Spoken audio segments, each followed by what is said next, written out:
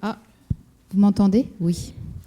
Bonjour à tous, nous sommes ravis d'être avec vous aujourd'hui pour vous présenter le lieu intergénérationnel de vie ensemble, appelé Live, qui cette année est en lien direct avec la thématique de famille ressources, puisque nous allons échanger avec vous sur la co-construction d'un projet pour transcender le mythe et donner corps à la réalité, ou démontrer qu'il n'est pas si facile en fait de construire entre les professionnels, les familles, pour aboutir à la création d'un lieu novateur, alternatif, qui vise à nous sortir chacun des cases dans lesquelles la société nous a petit à petit étiquetés. Alors l'exercice pour nous aujourd'hui est difficile, on n'a pas l'habitude d'être en amphithéâtre, donc on vous demande votre indulgence et de réserver vos questions pour la fin de notre exposé, puisque du temps y sera réservé. On va se présenter rapidement dans un premier temps, puisque dans un deuxième temps, chacun d'entre nous prendra la parole un peu plus longuement. Donc je suis Florence, je suis bénévole à l'association Live et en parallèle, je suis chef de service dans une sauvegarde en Corrèze et je suis aussi maman de 2 filles de 21 et 18 ans. Alors peut-on encore parler d'adolescence ?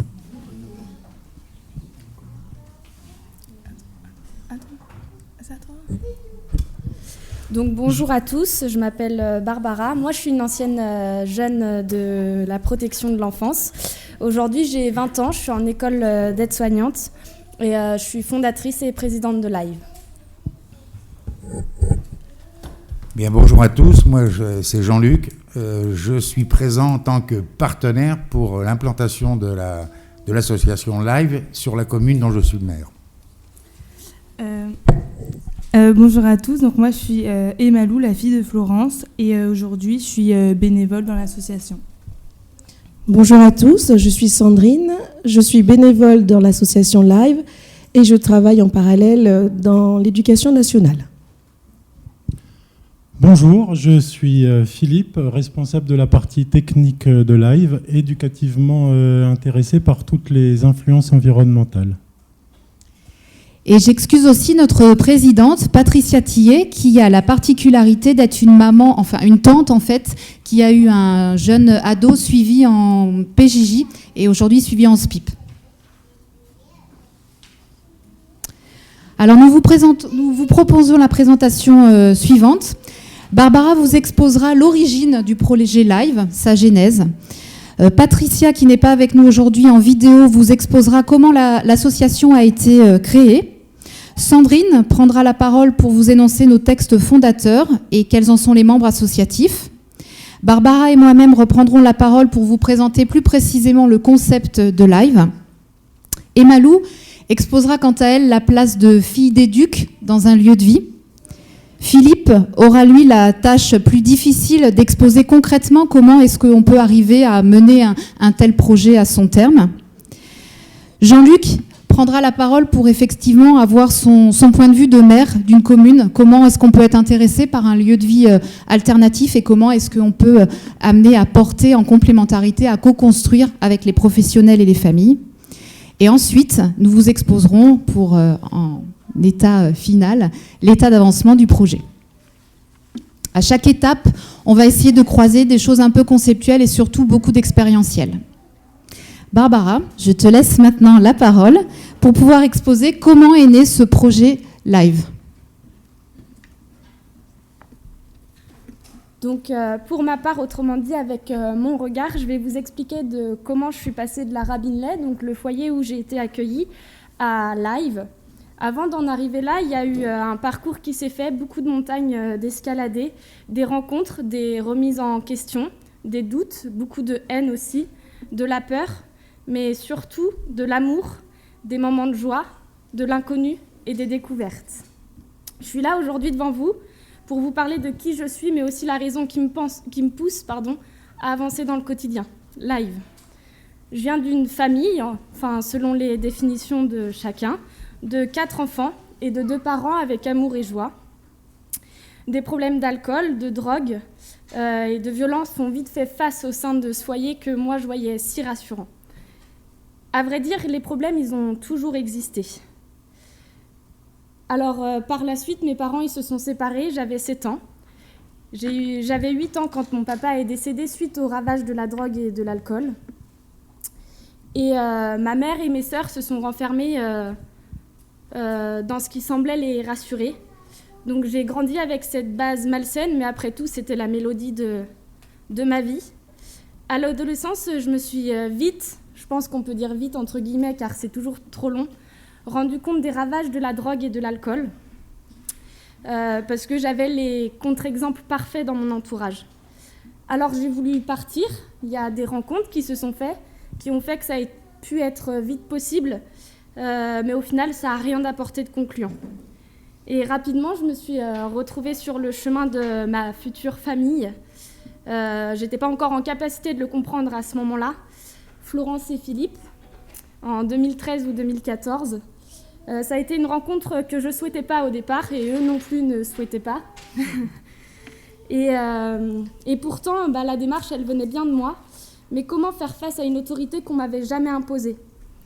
Comment réagir face au sérieux et à la force de ces adultes inconnus, mais surtout comment leur faire confiance ? Alors comment moi, jeune de la protection de l'enfance, j'en suis là aujourd'hui ? Une rencontre, mais pas que. La Rabine-Lay, perdue au fin fond de la campagne du Maine-et-Loire, donc impossible de fuguer, de partir et d'échapper à ce qui me semblait être l'enfer. Et pourtant, après de longs mois de travail durant lesquels la confiance s'est instaurée, petit à petit, la haine a commencé à s'atténuer et l'enfer est vite devenu un lieu de ressources et d'apprentissage. Pour autant, quand on m'interrogeait et qu'on me demandait où je vivais et ce que je faisais et que je répondais que j'étais en foyer, je sentais immédiatement le regard des gens se poser avec leur jugement de valeur et leur non-connaissance du domaine. Ce regard qui rajoute 10 kilos, mais pas que, qui rajoute aussi une grosse étiquette sur le front. Donc, c'était en quelque sorte cette étiquette, comment briser la confiance que j'avais travaillée durant ces longs mois, en une fraction de seconde. Alors pendant longtemps, j'ai arrêté de dire que j'étais en foyer, parce que j'avais peur du regard des autres et de leur jugement. J'étais perdue dans divers domaines, le quotidien, les repères spatio-temporels, les liens d'affection, l'attachement à l'autre, les études que j'avais décrochées depuis longtemps. Au final, ma vie, elle se résumait à drogue, alcool et les sorties. Rien de trop prometteur. Il y a une deuxième rencontre qui s'est faite. Plus jeune, dynamique et intelligente. Emma Lou, la fille de Florence. La première rencontre, elle était bizarre, parce que j'avais une forme de jalousie. À mes yeux, elle avait tout ce que moi, je n'avais pas. Une famille, des rires, de la tendresse, des études fiables, une activité sportive. Alors comment on passe de la jalousie au modèle ? Après plusieurs rencontres avec Emma Lou, je me suis rendu compte qu'au final, c'était plutôt cool d'avoir un avenir fiable et des études. C'était sympa d'être dans la non-violence et que de ne pas être dans la haine pouvait nous apporter tellement. Alors je me suis mise à prendre exemple.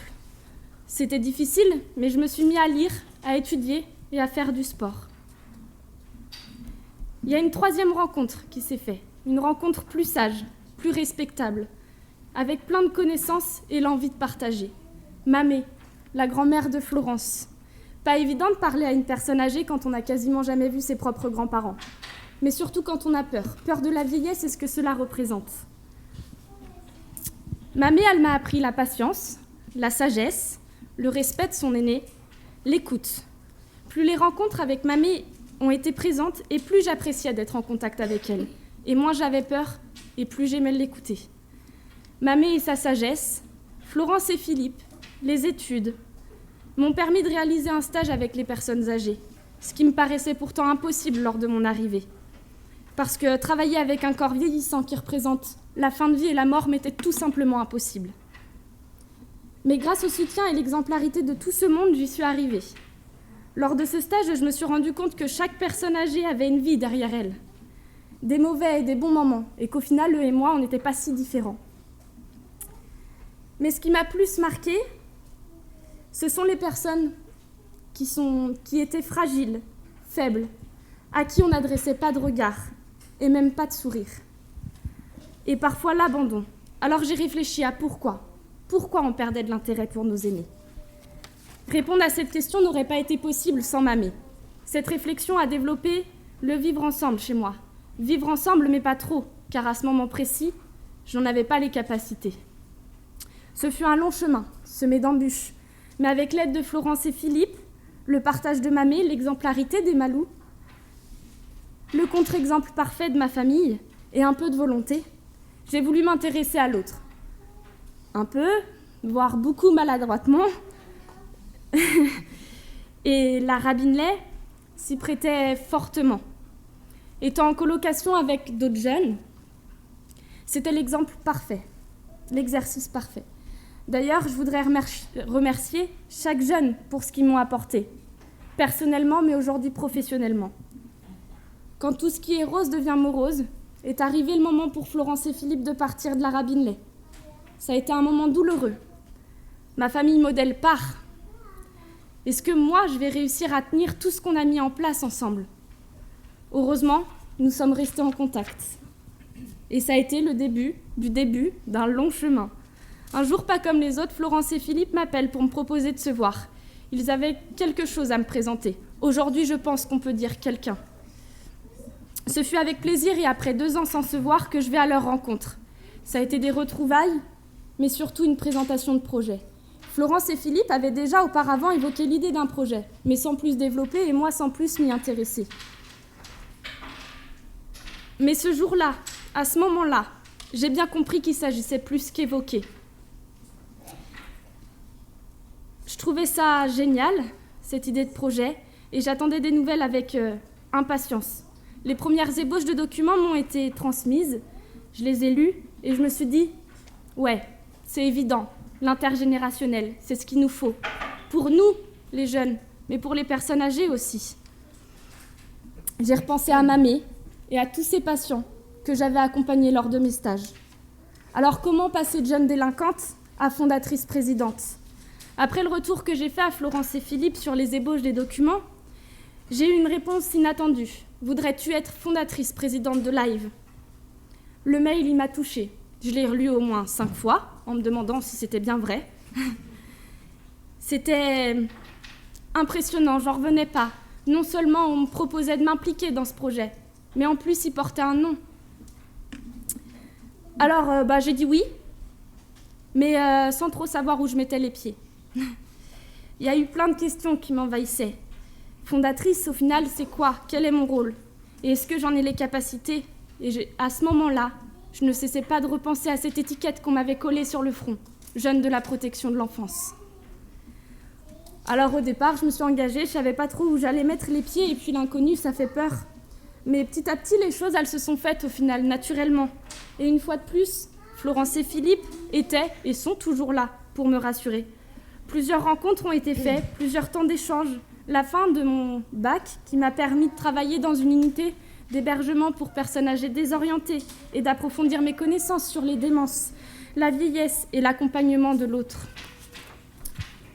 Je voyais que les choses, elles étaient difficiles à mettre en place pour Florence et Philippe. À chaque fois qu'une étape était franchie, d'autres soucis arrivaient. Mais je cessais de me répéter cette phrase que Philippe me disait le soir quand on regardait les étoiles. Ce n'est qu'une fois rendu en haut de la montagne qu'on commence seulement à la gravir. Et je gardais espoir et confiance. Je savais qu'un aussi beau projet pouvait qu'aboutir. Ce qui a été difficile, c'est la longue période avant que l'association soit créée. Mais le jour où elle l'a été restera à jamais gravé dans ma mémoire.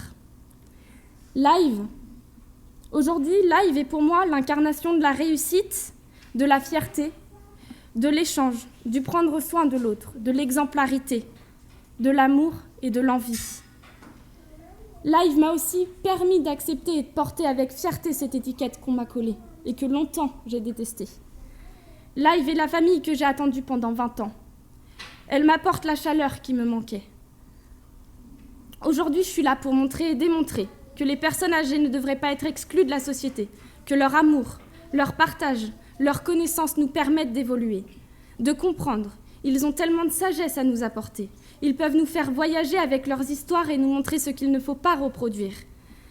Ils nous inculquent des valeurs, des connaissances historiques, culinaires, du savoir-vivre, du savoir-être.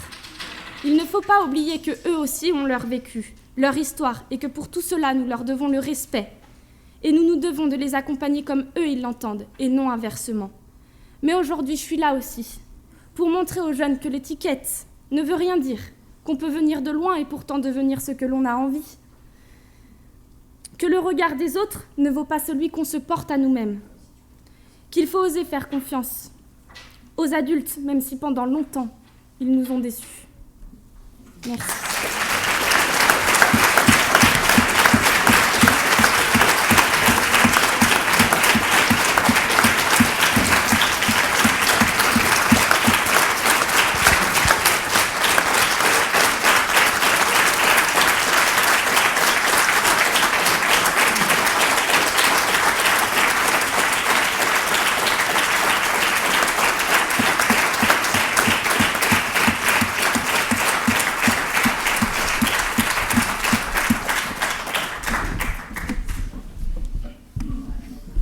Merci à toi, Barbara. Bon, je crois qu'on pourrait s'en arrêter là dans le cadre de Famille Ressources, mais on va continuer un petit peu. On va quand même continuer un petit peu. Bien, donc maintenant que tu nous as brillamment exposé la genèse du lieu intergénérationnel de vie ensemble, notre présidente va vous apporter son propre témoignage de elle, comment elle est passée de tante d'un jeune suivi en PJJ et maintenant en SPIP à présidente de l'association Live. Patricia. Excusez-moi de ne pas être présente avec vous aujourd'hui pour des raisons professionnelles. Moi aussi, je vais vous faire part de mon expérience qui m'a menée à la présidence de Live. Quentin a 21 ans aujourd'hui. Il est issu d'une famille séparée avec des parents en désaccord et éloignés géographiquement. Depuis longtemps, Quentin cumule les bêtises. Sa mère a capitulé, ne voulant pas mettre sa famille en difficulté. À ses 18 ans, il va donc vivre chez son père en Corrèze, où malgré la bonne volonté de ce dernier, il sera livré à lui-même. Il rentre donc dans un système de facilité, ne rien faire de ses journées, passer son temps avec les potes, vivre la nuit, dormir le jour. Le monde de la nuit où l'on rencontre des personnes, des mauvaises personnes. Vol, bagarre, trafic résume la vie de Quentin avec sa bande de potes, sa nouvelle famille. La justice le rattrape. C'est alors que mon conjoint, son oncle et moi-même sommes au courant de la situation. Inquiet, mon conjoint se met à la recherche tous les soirs pour le ramener chez lui. Quentin est placé en garde à vue une fois de plus, déféré au tribunal, placé sous contrôle judiciaire et sous suivi SPIP. Notre domicile est l'alternative à l'incarcération. Une nouvelle vie commence pour nous, y compris pour nos 3 enfants. Notre couple est mis en péril puisque nous n'arrivons pas à tenir tous les deux la même règle éducative. Je démarche un garage proche de chez nous afin que Quentin puisse prendre une activité professionnelle, stage en immersion. Quentin a déjà un CAP poids lourd qui débouche ensuite sur un contrat d'apprentissage. Youpi, une première étape de gagner. Nous lui achetons une voiture pour qu'il puisse aller travailler, mais il refuse bien vite de rembourser les 200 € prévus par mois. Quentin est violent envers nous au domicile. Avec sa voiture, il accroche un 2 roues avec délit de fuite, stup, alcool, nous mettons directement en porte-à-faux puisque nous avons une auto-école. Retrait de permis pour 3 mois, la famille s'organise autour de lui pour ne pas qu'il perde son travail, tenir un rythme de vie. On fait les démarches pour récupérer son permis, mais Quentin n'écoute rien. À bout, nous décidons d'arrêter, sinon c'est notre famille qui va s'éclater. Pendant 9 mois, Quentin a été chez nous. Aucun soutien de ses parents, aucun soutien d'éducateur. Heureusement, je connaissais Florence et Philippe, je leur ai demandé soutien à plusieurs reprises. Pour moi, il est important qu'une structure telle que Live voit le jour, car j'aurais pu ainsi demander le placement de Quentin. Il faut aider les jeunes en détresse. Je me suis rendu compte que, isolé dans la famille, on ne peut pas aider les jeunes en grande difficulté. Il faut être plusieurs, avoir des regards et compétences croisées. C'est ainsi que nous nous sommes tous retrouvés pour créer l'association le 6 juin 2018. Je vous remercie beaucoup de votre attention et je vous souhaite une bonne séance.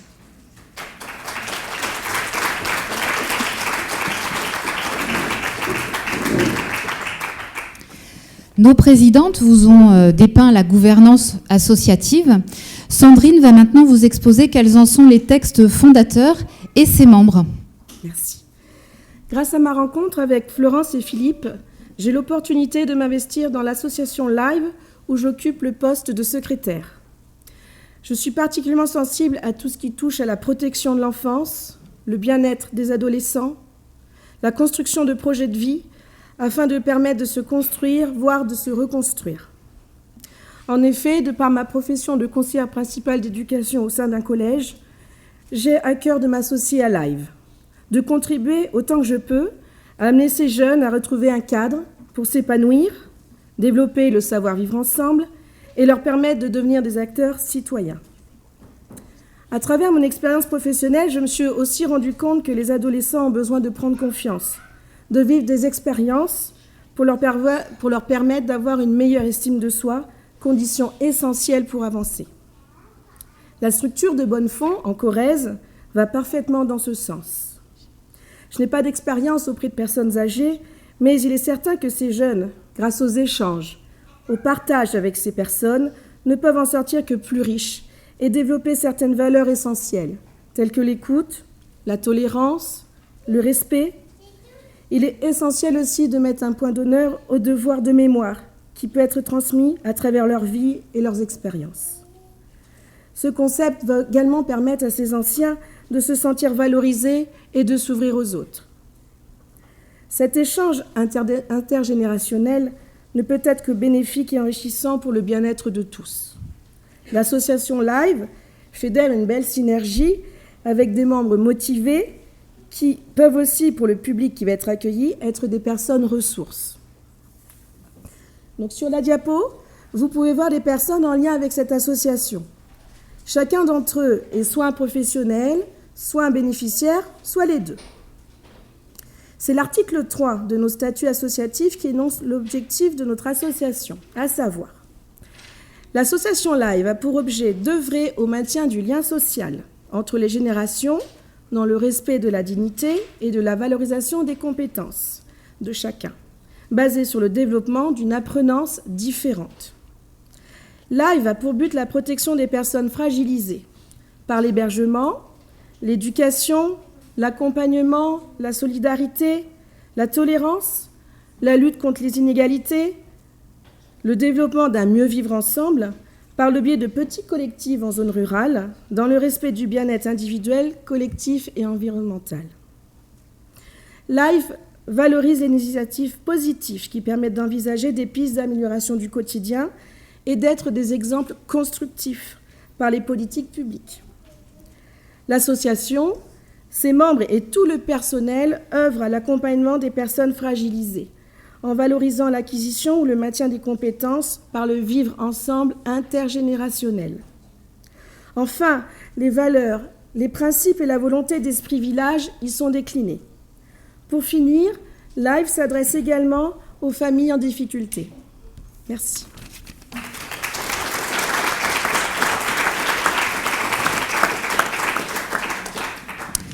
Le cadre associatif étant désormais complètement posé, en quoi consiste précisément le concept Live ? Parce que l'intergénérationnel ne doit jamais être subi, chaque personne dispose de son lieu d'hébergement. Ainsi, nous avons d'une part la Maison des Jeunes, qui permet l'accueil de 6 jeunes bénéficiant d'une mesure de protection de l'enfance. Ils ont entre 14 et 18 ans, ce sont des filles, des garçons. Et en général, ils ont besoin d'une mesure d'éloignement de leur famille suite à des carences éducatives. Ils viennent trouver sur Live une sécurisation de leur parcours pour leur permettre de se redynamiser dans leur insertion sociale, puis petit à petit professionnelle. Ils sont sous le regard bienveillant d'un adulte qui travaille de manière permanente pour créer la relation et la continuité dans l'aide. Barbara, est-ce que tu pourrais nous imager ce vivre ensemble au niveau de la structure ? Oui, je peux imager le vivre ensemble par Céline, donc, qui a été une de mes colocataires pendant longtemps sur la Rabinlay, qui m'a permis de travailler sur moi et d'apprendre plein de choses, notamment le langage des signes, parce qu'elle était sourde et muette, donc comment on s'adapte à quelqu'un qui a un handicap. Très bien. Nous avons d'autre part la Maison des Anciens, qui permet l'accueil de 6 personnes âgées en perte d'autonomie dans des chambres indépendantes avec une cuisine collective. Les personnes qui y viennent sont en perte d'autonomie et ne peuvent plus rester à leur domicile malgré les aides du territoire. En général, c'est une sortie d'hospitalisation ou c'est suite à un veuvage. Pour autant, elles ne veulent pas intégrer un gros collectif de type EHPAD. Elles peuvent être indépendantes dans leur chambre ou elles peuvent souhaiter bénéficier au maximum des services de la résidence. L'objectif, c'est de leur permettre de garder le plus longtemps possible leur autonomie. Barbara ? on se rend bien compte qu'en EHPAD, aujourd'hui, les conditions de vie sont compliquées. On se lève à telle heure, on mange à telle heure, on se couche à telle heure. Ils n'ont aucun droit, alors que c'est leur vie. Et Live se prête au développement de leur vie, à la continuité du développement de leur vie, parce qu'au final, ils vont vivre comme à la maison. Voilà, l'intérêt d'un petit collectif, c'est qu'on n'a pas les mêmes normes qu'en EHPAD. On peut faire un travail différent, notamment au niveau culinaire, où effectivement les personnes âgées peuvent se faire à manger comme à la maison, ce qui ne peut pas être le cas dans une grosse structure de type EHPAD. Alors chaque hébergement est séparé pour garantir la prise en charge individuelle des personnes, mais l'intergénérationnel ne peut vivre que s'il y a des lieux collectifs. Donc nous avons des lieux collectifs pour permettre le vivre ensemble intergénérationnel, avec des incontournables bien évidemment, comme la restauration, comme les causeries autour de lecture de journal, des activités extérieures puisque nous sommes en zone rurale, les activités autour du bien-être, et puis des perspectives plus spécifiques en fonction des envies de chacun. Donc la couture, la petite mécanique, les animaux. Est-ce que tu peux nous imager nos ateliers collectifs, s'il te plaît ? On en a passé des ateliers collectifs sur la Rabinlay, beaucoup de temps dans notre grande salle, un endroit où on pouvait tous se retrouver pour faire des ateliers vernis, coiffure. C'est des moments d'échange qui sont super importants. Enfin, le site ne peut tourner évidemment sans une équipe d'encadrants. Donc notre équipe d'encadrants, elle est permanente pour permettre l'établissement de la relation de manière durable et stable. On a une particularité, c'est de vouloir lutter contre l'épuisement professionnel. Et donc, chacun de nos professionnels a une double compétence. Donc, bien évidemment, une compétence dans le social, mais une double compétence plus personnelle. Vous pouvez voir la mienne, plutôt sur les espaces verts. Voilà. Enfin, donc, le site est particulièrement ouvert sur l'extérieur, puisque ce qui est intéressant, c'est la vie de village, l'intégration au niveau du bourg de Bonnefond et l'ouverture sur l'extérieur. Donc finalement, Emalou, tous ensemble, est-ce qu'on est si différents ou finalement tous pareils ? Donc moi, je vais vous expliquer dans un premier temps mon regard de fille d'éduc et comment j'ai vécu ce statut sur un lieu de vie. Parce que le fait d'être fille d'éduc, c'est pas forcément une bonne chose. En tout cas, moi, ça n'a pas changé ma vie et je l'ai d'ailleurs plutôt vécu comme une certaine exposition pour pouvoir aider les jeunes qui avaient besoin de repères. J'ai toujours compris et accepté puisque mes parents, ils sont toujours restés les mêmes, que ce soit avec eux ou avec moi. Du coup, ça m'a jamais dérangée. De ce fait, mon regard d'enfant que j'ai porté sur les jeunes, je les ai jamais jugés parce que je les voyais plus comme un deuxième cercle d'amis. Et c'est aussi dû au fait que j'ai toujours été protégée de leurs moments de crise, que ce soit mes parents qui me protégeaient, mais aussi les jeunes qui, par rapport à moi, ils me faisaient jamais porter ou remarquer les moments de tension ou de recadrage, parce qu'instinctivement, ils ont toujours été protecteurs envers moi. C'est pourquoi par la suite, on a pu partager nos connaissances, que ce soit donc de moi aux autres ou inversement. Parce que par rapport aux jeunes, je suis toujours restée moi-même, sans chercher à m'adapter à eux, parce que Florence et Philippe, ils nous portaient la même éducation. Pour autant, comme l'a évoqué Barbara, j'ai pu avoir ce côté modélisant, mais à l'époque, j'avais pas conscience. Parce que moi, j'avais pas d'argent de poche, j'avais pas de téléphone, j'avais rien. Si, mais pas, voilà. Mais je leur renvoyais, du coup, moi, sans en avoir conscience, je leur renvoyais le fait que on n'avait pas besoin de tout ça pour être heureux. Et que, du coup, ça nous a enlevé des barrières entre nous, parce qu'on était vrais les uns envers les autres. Et on a partagé nos vécus tous ensemble, et il n'y avait ni honte, ni barrière. Après, moi, je suis toujours partie du principe qu'on était tous sur le même pied d'égalité. Et tous les moments qu'on a pu passer ensemble, je ne les ai pas subis comme on pourrait croire, mais je les ai vécus vraiment. Et parce qu'ils m'ont toujours intégrée et ils ne m'ont jamais dit « tu ne viens pas ici, c'est nos espaces ». Et d'ailleurs, ils m'ont accueilli avec plaisir et ils ont partagé leurs connaissances. Par exemple, Céline, on en parlait tout à l'heure, elle nous a appris la langue des signes et tout ça. Et elle n'a pas hésité à nous nommer, et elle aurait pu pas le faire parce que sous prétexte que j'étais la fille d'éduc, du coup, j'aurais pu être un peu mis à l'écart, mais pas du tout. Après, il y a une autre personne qui, moi, m'a contrasté par rapport aux jeunes. C'est Mamé. Au début, je ne comprenais pas le rôle qu'elle pouvait avoir, le rôle soi-disant si important, comme me disaient Florence et Philippe. En effet, moi, je ne voyais pas l'intérêt pour elle d'aller directement sur le lieu de vie ou d'être en contact avec les jeunes, sans penser à ce qu'elle pouvait leur apporter en retour. Et vraiment, je ne pensais pas à leur intérêt, alors que maintenant, grâce à Live et à la notion d'intergénérationnel, je me rends compte que vraiment son travail auprès des jeunes, il était évident, il était important. Et j'ai également compris qu'elle représentait beaucoup pour les jeunes, qu'elle était vue comme le symbole de la sagesse, comme l'a dit Barbara. C'est donc pour ça que maintenant, je ne vois plus Mamé comme étant seulement mon arrière-grand-mère, mais elle est aujourd'hui notre grand-mère à tous, à tout Live, puisque c'est grâce à elle qu'on a pris le concept de l'intergénérationnel. De ce fait, donc moi, je suis devenue bénévole dans l'association, qui représente beaucoup pour moi, parce que je me suis engagée à rentrer dans cette grande famille où il n'y a plus de distinction de place. En effet, la fille d'éduc que j'étais à l'interface de la co-construction me permet de dire que le soi-disant modèle intellectuel que je représentais pour Barbara, c'est aujourd'hui inversé, puisqu'elle est présidente fondatrice, et que du coup, je l'admire beaucoup. Et donc, voilà, en conclusion, je peux juste dire que les expériences que j'ai vécues dans ce lieu de vie aujourd'hui, ça m'amène à dire que notre histoire, ça ne fait pas de nous des jeunes différents. Ce qu'on a vécu, ça ne nous différencie pas, mais qu'on est tous juste des jeunes, tout simplement.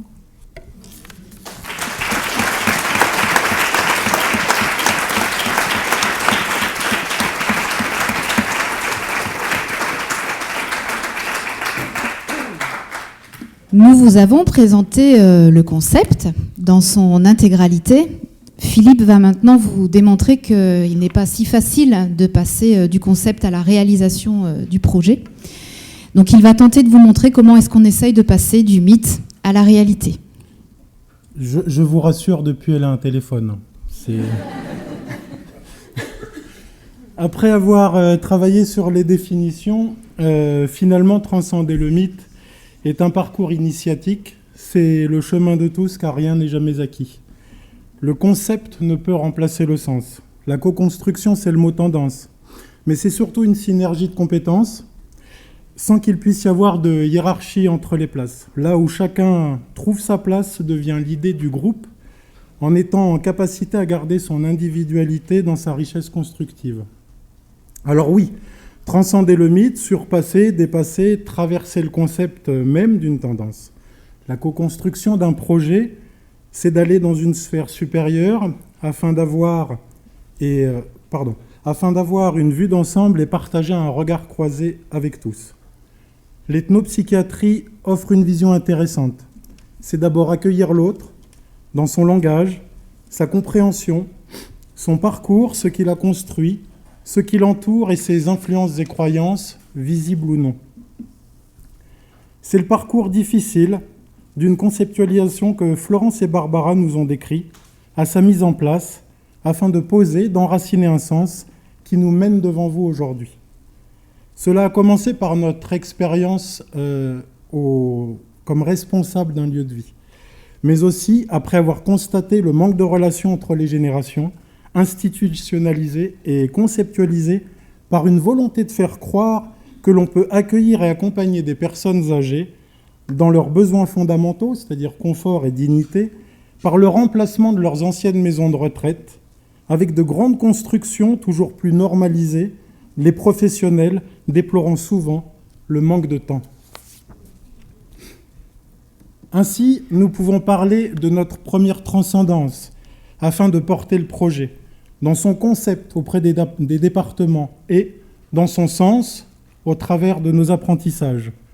Pour atteindre cette sphère, il aura fallu continuer d'être responsable du lieu de vie et retourner à l'école, notamment pour Florence, Café Ruisse, Master 2. C'était une petite parenthèse pour M. Pavot qui aimait beaucoup les Cafés Ruisse hier. Voilà. Cet apprentissage nous a permis de traverser la première sphère. Puis, dans un premier temps, nous avons contacté et échangé avec différents départements ruraux en accord avec notre projet d'établissement. Nous avons pu faire alors la découverte des premiers murs d'impuissance. Nous sommes tout à fait d'accord avec votre projet. Ce projet est novateur. qui de plus est un atout pour le territoire. Hélas, en voix off, c'était « il n'y a qu'à Faucon qu'on ne sait pas faire » ou le novateur c'est bien mais c'est nouveau. Et il y a un risque, celui de ne pas y arriver. Ça, c'était en 2016. Ce qui nous amène à la deuxième phase à transcender, l'aspect juridique. Je ferai court en parlant de conseils toujours pertinents de professionnels, experts comptables, juristes, commissaires aux comptes, dont il faut apprendre à décortiquer le langage. Le premier cabinet d'expertise disant « surtout pas associatif ». C'est tout juste bon pour des personnes qui se réunissent autour d'un arbre, il faut une société. C'est un choix juridique judicieux pour celui qui désire entrer dans son fonctionnement de sécurité financière. Cela a été ma première stupéfaction lors de mes enquêtes de terrain.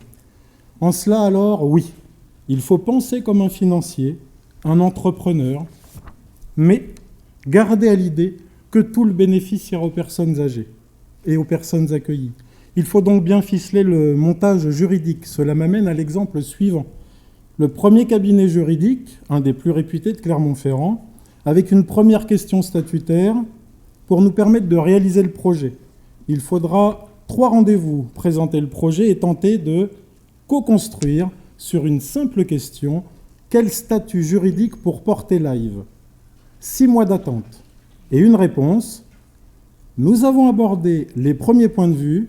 Si vous désirez que nous allions plus loin pour apporter la réponse, voici déjà les honoraires à régler, 1 500 € hors taxe. Alors, comment rendre live vivant dans son fonctionnement pour pouvoir rendre les jeunes acteurs et créateurs de leur avenir, aussi dans le fonctionnement financier, mais aussi autoriser le libre mouvement des personnes âgées dans tous les lieux de résidence, comme la cuisine, pouvoir manger ce qu'elles veulent, comme elles le faisaient chez elles.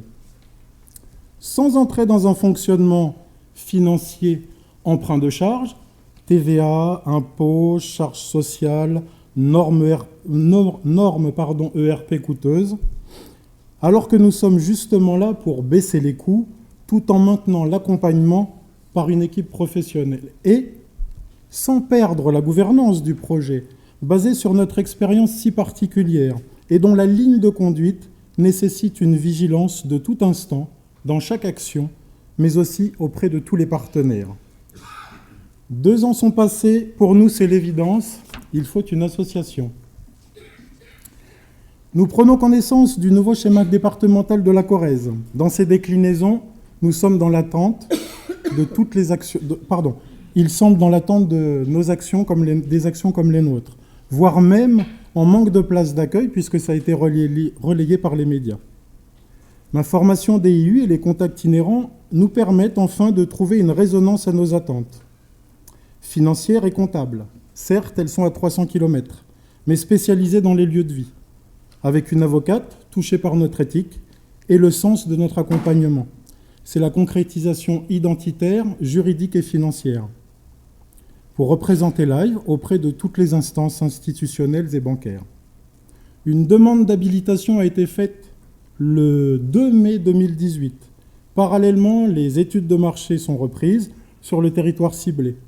La recherche de sites se remet en place avec la vente de notre propre maison pour renforcer le projet financier. Des négociations sur des sites potentiels reprennent.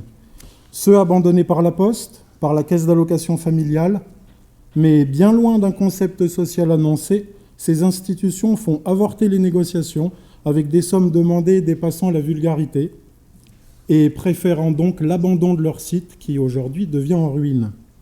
Un site hôtelier, ruiné par ses propriétaires, fait l'objet d'un démarchage et qui, une fois le premier rendez-vous avec le département et la direction des services de la commune, voit ses conditions de vente modifiées de manière unilatérale. Là, j'avoue, tel un enfermé du château d'If, un désespoir sans nom a pris forme. C'est alors que nous retrouvons notre force auprès des membres de l'association engagée et qui se mobilisent pour nous redynamiser. Nous avons alors une accroche au département, une force associative, une force comptable et juridique, une banque qui s'engage sur la totalité immobilière, mais plus de site. Il faut coûte que coûte trouver un site accueillant. C'est le premier rendez-vous avec la direction du département le 5 juillet. Un deuxième groupe est prévu pour la rentrée de septembre. Pour autant, il n'interviendra que le 19 décembre 2018, alors que nous avions rempli nos objectifs de clarification. L'organisation des espaces de l'intérieur du site, définition de la permanence éducative, le veilleur de nuit, licencié avant d'être engagé, vérification de la viabilité économique par rapport à l'accueil des personnes âgées. Il aura fallu également rédiger le projet éducatif, en plus du projet d'établissement et en plus du projet associatif et de sa charte. C'est alors que nous touchons les limites de la co-construction avec les institutions, à cause de l'enjeu financier. Et comme le dit si bien l'adage, le payeur est le décideur. Objectif pour le département rempli, mais toujours plus de sites. Après moult annonces sans suite, une nouvelle opportunité se présente. Le contact vendeur est prometteur, un petit centre de vacances en très bon état, en tout cas sur les photos. Le premier miracle attendu, à en croire toujours les photos, pour finaliser la vente avec le département. J'y accours donc. Le site est bientôt en ruine, en tout cas insalubre, voire dangereux, et le rendez-vous avec le département qui se profile. En désespoir de cause, je reprends la moto, je m'impose une balade détente sur une belle route de notre moyenne montagne que j'avais pris il y a longtemps. Je passe le village de Bonnefond, je vois des panneaux de maisons à vendre, et surtout une ancienne auberge dont je me rappelle son existence.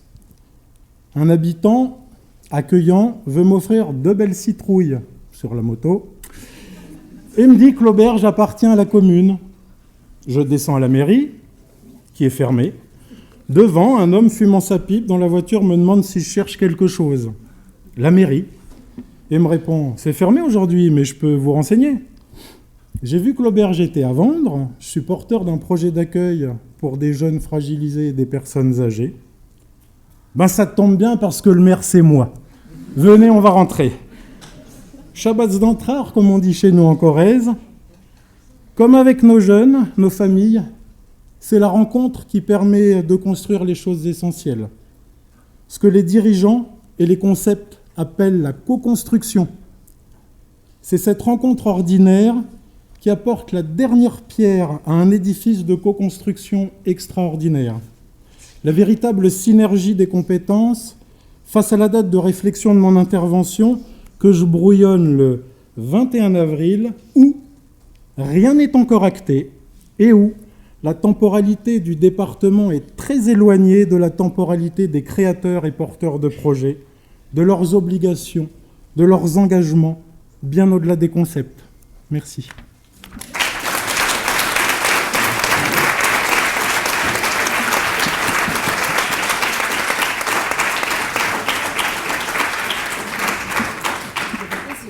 Alors effectivement, aujourd'hui, nous avons la chance d'avoir Jean-Luc, qui est le maire de Bonnefond, pour nous aider à mener à bout notre projet. Et voici la preuve que je suis l'homme à la pub.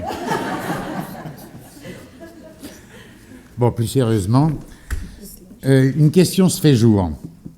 Rencontre de hasard ou rencontre du destin? Qu'importe. La seule chose importante, c'est la rencontre. La rencontre entre une petite commune rurale et une association à vocation humaine et sociale. La commune de Bonnefond se situe en Corrèze, dans le canton du plateau de Millevaches, alors à comprendre en patois limousin, Mille Sources. Au cœur du parc naturel régional de Millevaches en Limousin, dans une zone de moyenne montagne. Après avoir compté 900 habitants à la fin du XIXe siècle, la population de la commune a progressivement diminué pour atteindre 115 habitants au dernier recensement. On est une petite commune, n'est-ce pas? Une population âgée qui constate le déclin lent mais progressif de la commune. Les activités et l'économie reposent sur 3 piliers. L'agriculture, principalement l'élevage, l'activité forestière, le tourisme, essentiellement de randonnée. Cependant, dans cet environnement, il nous faut retrouver les ressorts d'une citoyenneté active et partagée. Ce sera l'un de nos défis collectifs à relever pour les mois et les années à venir. Cela nous concerne tous, individuellement et collectivement. L'association Live, qui vous a été présentée par ses membres fondateurs, dans ses finalités et dans sa genèse, s'inscrit pleinement dans ce projet. Avec l'apport d'une population nouvelle et l'augmentation de 15% des habitants. Par la création d'un lieu de vie pour les personnes âgées, dans un environnement qui leur est familier afin de rompre leur isolement. Par la création d'un lieu de vie pour les jeunes qui doit leur permettre de s'épanouir, loin des agitations et des tentations des lieux fortement urbanisés, dans la sérénité d'une nature diverse et passionnante. Par la revitalisation du bourg de Bonnefond, avec l'émergence d'un lieu ouvert, propice à la rencontre et à l'échange entre les nouveaux résidents et les historiques. En impulsant une nouvelle dynamique sociale au travers de synergies avec le tissu associatif déjà existant. Là, quel doit être le positionnement et le rôle d'un élu pour pérenniser le bénéfice de cette rencontre? L'élu doit comprendre le projet, l'analyser et avoir un rôle de facilitateur. Socialement, en expliquant le projet pour faire disparaître les préjugés qui n'ont d'autres fondamentaux que dans la xénophobie, le déni des différences et l'ignorance. Matériellement, en essayant de favoriser les contacts et estomper les difficultés pour les acquisitions foncières. Administrativement, en pesant de son peu d'autorité pour pallier à la pesante lenteur de l'administration dont, effectivement, la temporalité n'est pas la même que les porteurs de projets. Une commune, c'est une communauté d'êtres humains. Pour moi, une commune, ce n'est pas un simple bilan comptable. C'est un livre ouvert, dont chaque page qui la compose a son importance, mais qui ne trouve sa cohérence que dans la totalité de l'ouvrage. Alors, lorsqu'on veut y ajouter de nouvelles pages, il ne faut pas le lire à l'envers ou y faire des ratures. Notre avenir est à ce prix. Donc, fort de cette conviction, je vous donne rendez-vous dans quelques semaines pour qu'ensemble nous le construisions.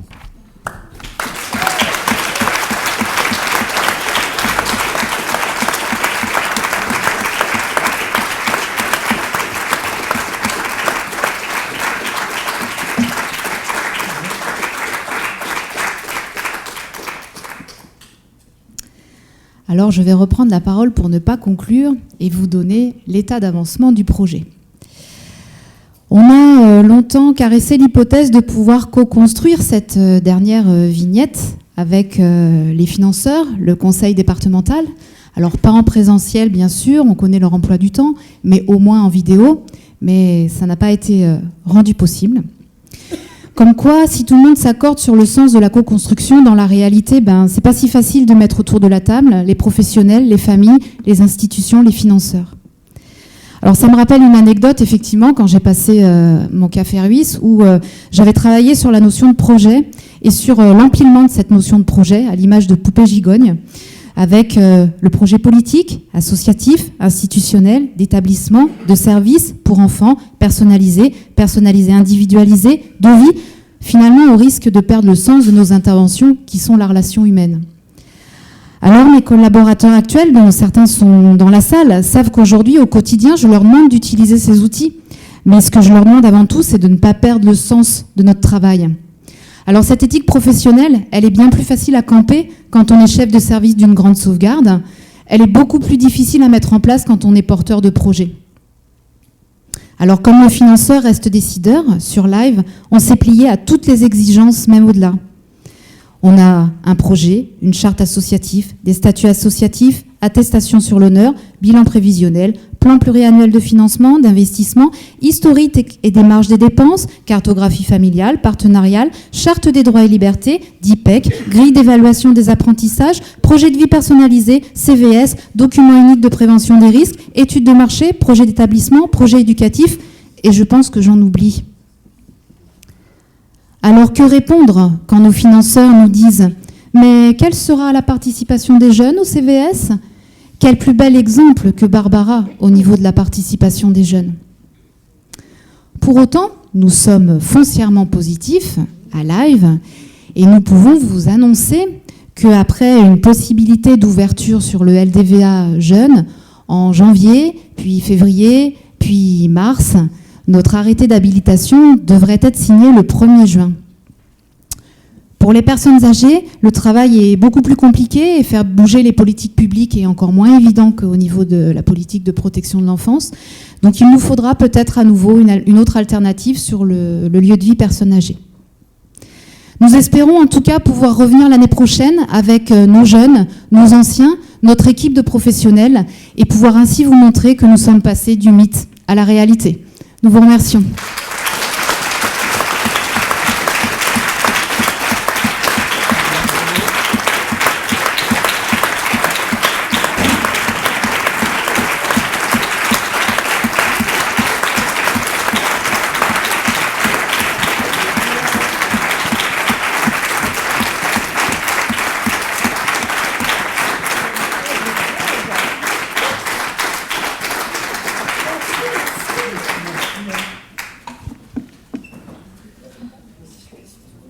Voilà.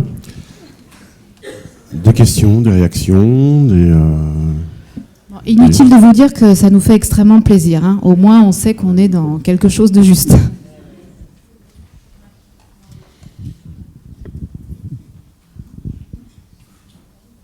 J'ai juste envie de vous dire que, je sais pas, c'est beaucoup d'émotions, mais ça donne sens aux 30 années que je viens de vivre de protection de l'enfance. Merci.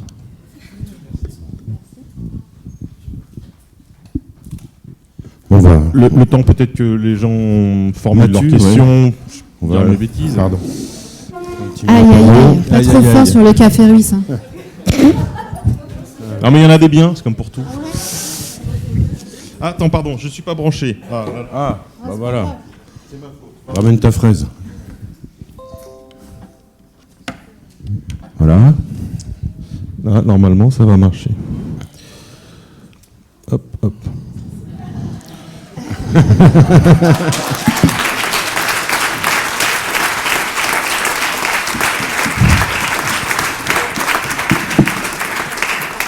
Ah, j'ai un autre dessin, le voilà.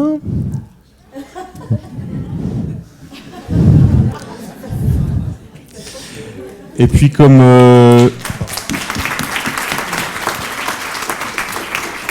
dès que c'est trop mignon, ça y est, j'ai une sorte de bouffée comme ça, il faut que je devienne odieux à nouveau. Voilà.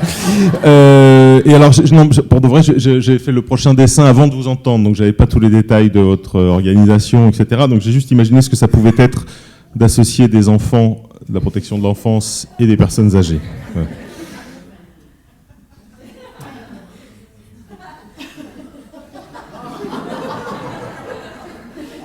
Voilà. Oh, c'est moche, c'est moche.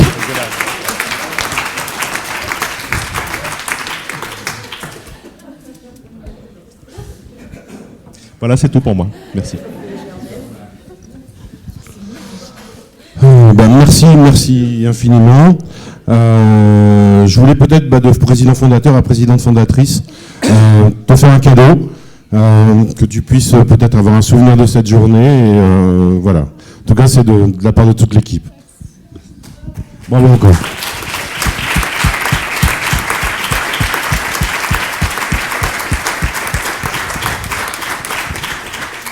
Moi, je voudrais juste féliciter toute l'équipe de Live qui a beaucoup travaillé. Vraiment, ça a été formidable. Et je voudrais remercier Imed qui nous a beaucoup aidé par rapport à notre PowerPoint et notre vidéo qui ne fonctionnait pas 5 minutes avant de démarrer, quoi. Merci.